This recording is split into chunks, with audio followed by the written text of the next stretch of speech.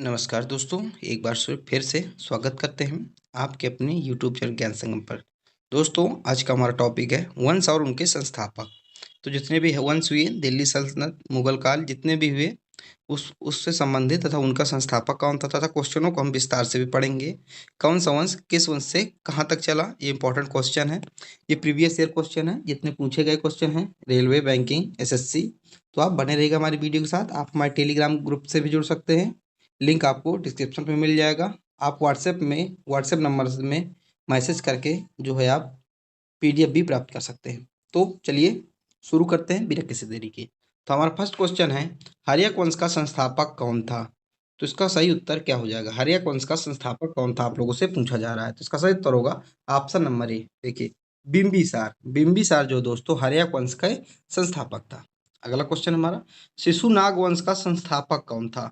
तो इसका सही उत्तर होगा शिशुनाग। देखिए, शिशुनाग वंश का आपको याद नहीं रखना है। शिशुनाग, शिशुनाग का संस्थापक कौन था? शिशुनाग एक नामक व्यक्ति था, उसने ही शिशुनाग वंश की स्थापना की थी। ठीक है। अगला अगला क्वेश्चन हमारा, नंद वंश का संस्थापक कौन था? तो इसका सही उत्तर होगा महापद्मानंद। महापद्मानंद एक नाम के व्यक्ति थे, उन्होंने ही नंद वंश की स्थापना किया था। तो सही उत्तर ऑप्शन नंबर सी इसका एकदम सही उत्तर हो जाएगा। हमारा अगला प्रश्न है, देखिए नंद वंश के बारे में थोड़ा सा पढ़ते हैं। नंद वंश का अंत तब हुआ जब चंद्रगुप्त मौर्य ने अपने गुरु चाणक्य के समर्थन से नंद वंश के अंतिम शासक घानानंद को उखाड़ फेंका। आपने स्टोरी सुनी होगी घानानंद। घानानंद एक बार अपने दरबार में चाणक्य की क्या की थी? बेइज्जती की थी। तो चाणक्य ने तभी प्रतिज्ञा ली थी कि मैं इसके साम्राज्य को क्या कर दूंगा? विनाश कर दूंगा या नष्ट कर दूंगा। तभी से उन्होंने चाणक्य को एक ऐसे लड़की की खोज में निकल पड़े जो भारत का सम्राट बनने लायक हो। तो उन्होंने उनकी मुलाकात चंद्रगुप्त मौर्य से हुई। उनको ही उन्होंने इतना पढ़ाया लिखाया सिखाया, हर विद्या में निपुण किया, तथा अंत में चंद्रगुप्त मौर्य क्या करते हैं? घनानंद को के शासक को उखाड़ फेंकते हैं, शासन को उखाड़ के फेंक देते हैं, उसको हरा देते हैं। फिर वहां पे मौर्य वंश की स्थापना हो जाती है। तो नंद वंश का स्थापक कौन था? महापद्मा नंद था। तो अंतिम शासक कौन था? घनानंद उनका अंतिम शासक था। ठीक है, आपको समझ में आया होगा। इसके बाद जब नंद वंश समाप्त हो गया तो फिर आता है मौर्य वंश। मौर्य वंश का स्थापक कौन था? तो चंद्रगुप्त मौर्य जो है मौर्य वंश के संस्थापक थे, जो मैंने आपको अभी बताया। ऑप्शन नंबर डी इसका एकदम सही उत्तर हो जाएगा।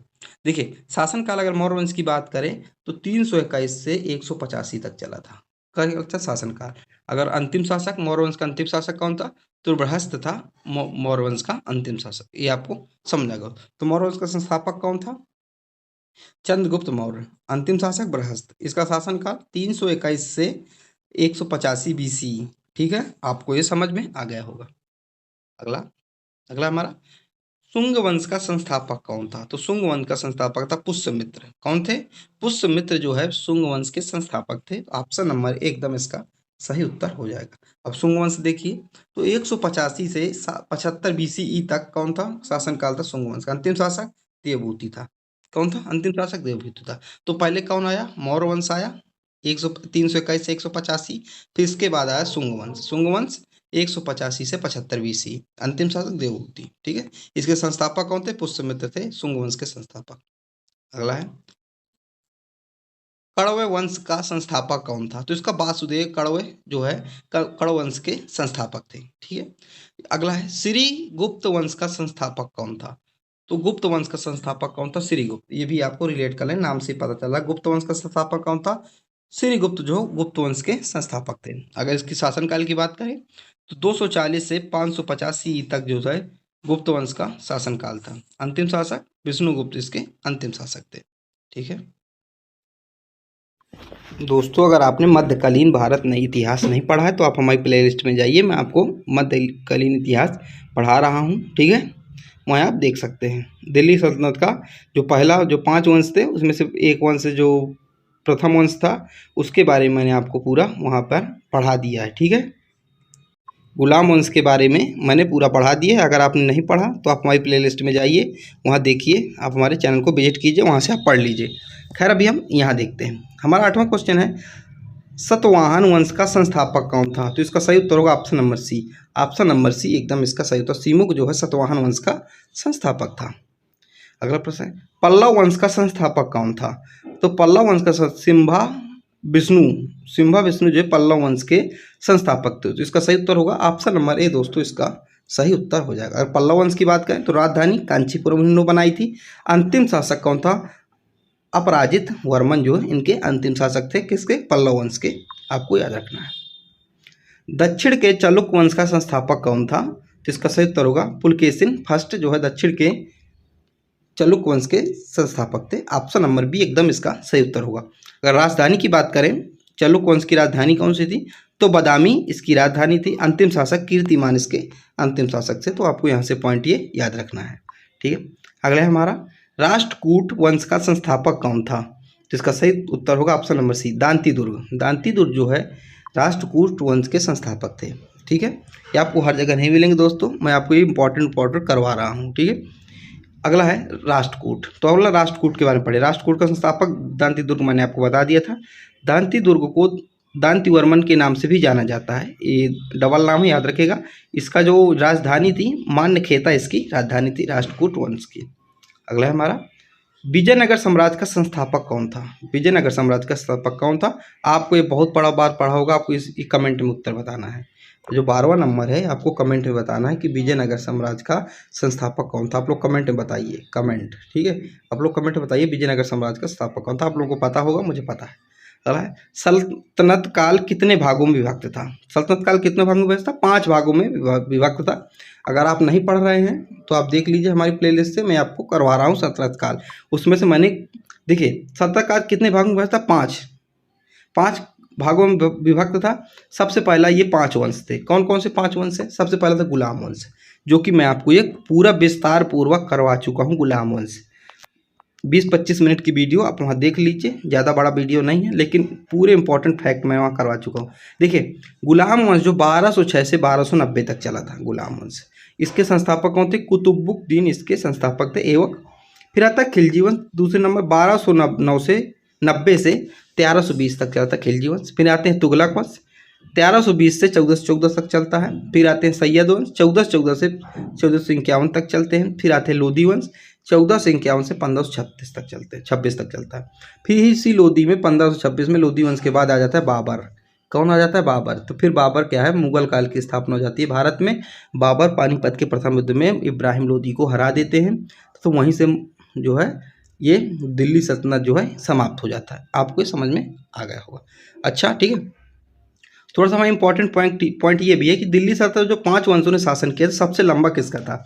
तो सबसे लंबा राजवंश तुगलक वंश का था। तुगलक वंश, देखिए ऑप्शन नंबर 3, इन्होंने लगभग 94 वर्ष तक शासन किया था। कितना? 94 ईयर तक इन्होंने शासन किया था। सबसे छोटा खिलजी वंश सिर्फ मात्र 30 साल। तो इसको भी याद रखेंगे। ये पूछा जाता है कि दिल्ली सल्तनत में जो 5 वंशों ने शासन किया था, सबसे लंबा शासनकाल किस वंश का था? सबसे छोटा शासनकाल किस राजवंश का था? तो अब सबसे बड़ा खिलजी वंश, तुगलक वंश, और सबसे छोटा जो है खिलजी वंश, ठीक है। अगला, मोहम्मद गौरी ने भारत लौटते वक्त अपना साम्राज्य किसको सौंपा था? तो एवक को सौंपा था। एवक को सौंपा था। ऑप्शन नंबर 1 एकदम इसका सही उत्तर। एवक जो है गौरी का क्या था? गुलाम था।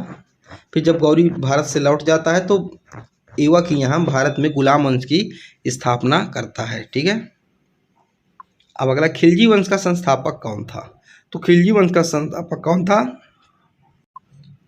जलालुद्दीन फिरोज खिलजी। कौन था? जलालुद्दीन फिरोज खिलजी जो है खिलजी वंश का संस्थापक था। ऑप्शन नंबर डी एकदम इसका सही उत्तर हो जाएगा। देखिए संस्थापक जलालुद्दीन फिरोज खिलजी, बहुत लोग अलाउद्दीन खिलजी लगाते हैं, आप लोग कंफ्यूज मत हो जाइएगा। खिलजी वंश का संस्थापक जलालुद्दीन फिरोज खिलजी था, इसको याद रखिएगा आप लोग। और 1290 से 1296 तक इसका शासनकाल चलता खिलजी वंश का, जो कि मैंने ऊपर ही जैसे बताया था वैसे, ठीक है, ठीक है। ये जलालुद्दीन फिरोज खिलजी 1290 से 1296 तक बैठा था। अगला, तुगलक वंश। तुगलक वंश का संस्थापक कौन था? तो गयासुद्दीन तुगलक तुगलक वंश का संस्थापक था। ऑप्शन नंबर सी एकदम इसका यहाँ सही उत्तर हो जाएगा। ऑप्शन नंबर सी इसका सही उत्तर हो जाएगा। तुगलक वंश का संस्थापन गयासुद्दीन तुगलक। अगला है तुगलक वंश के संस्थापक कौन थे? गयासुद्दीन तुगलक थे। अगर इसके तुगलक वंश की बात करें तो 1320 से 1414 तक, ठीक है।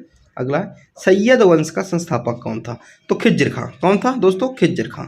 इसको लोग भूल जाते हैं, आप लोग याद रखिए। खिज्र खां जो सैयद वंश का संस्थापक था, ठीक है। अब देखिए सैयद वंश राजवंश, संस्थापक खिज्र खां था। शासन का 1414 से 51 तक शासनकाल इन्होंने किया। ठीक है। अगला, लोधी वंश का संस्थापक कौन था? तो बहलोल लोधी। कौन था? बहलोल लोधी लोधी वंश का संस्थापक था। ऑप्शन नंबर एकदम इसका सही उत्तर हो जाएगा। ठीक है, बहलोल लोधी। ठीक है, इसका लोधी वंश का अंतिम शासक इब्राहिम लोधी था। ठीक है, जिसको बाबर ने पानीपत के प्रथम युद्ध में हराया था। अगला है, मुगल वंश का संस्थापक कौन था? आपको सभी पता, मुगल वंश का संस्थापक कौन था? बाबर था। कौन था दोस्तों? बाबर था। ठीक है, option number C, Babur. Babur Mughal वंश का संस्थापक था। इसके बाद ही 1526 के बाद ही जो है बाबर ने भारत में मुगल काल की स्थापना कर दी थी। और बाबर ने मुख्य 4 युद्ध लड़े थे दोस्तों। ठीक है, आप लोगों को पता होगा। अगर आपने बाबर के बारे इतिहास मुगल वंश नहीं पढ़ा है, बाबर का पूरा इतिहास नहीं पढ़ा, उसके युद्ध कौन कौन से किए थे, पानीपत का प्रथम युद्ध, चंदौरी, घाघरा, खानवा, ये सब आप जाके देख सकते हैं, जो कि आपको मेरे चैनल पे ये वीडियो मिल जाएगा। विस्तार पूर्वक वीडियो है। आप लोगों को वीडियो कैसी लगी? आप लोग अपना दोस्तों फीडबैक जरूर दीजिएगा। जो कि मैं आपको ये लिख के पढ़ाता हूँ, ऐसे जो आपको लोग लिख के पढ़ाता हूँ, तो आप लोगों को समझ में आता है कि नहीं आता? तो मैं हर वीडियो में कहता हूँ आप लोग अपने ये फीडबैक जरूर दीजिए कि ये ऐसे समझ में आ रहा है आपको कि नहीं आ रहा है, या मुझे कुछ और सुधार करने की ज़रूरत है। आप लोग अपना फीडबैक जरूर दें।